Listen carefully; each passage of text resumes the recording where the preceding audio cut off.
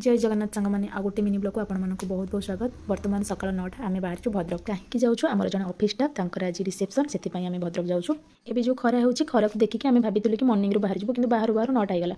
एबे जो खरा हो खरारे बाहर को बाहर ही भय लगुच।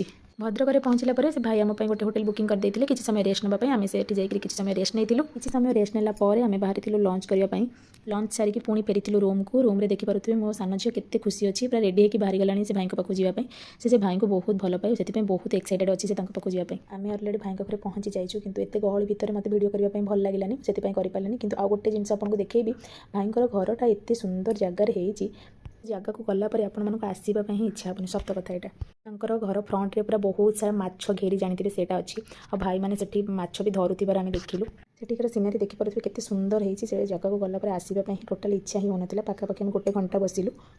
ये भिडियो एंड करुँची जदि आपको भिडियो भल लगे लाइक शेयर सब्सक्राइब करने को जमा भी भूलें।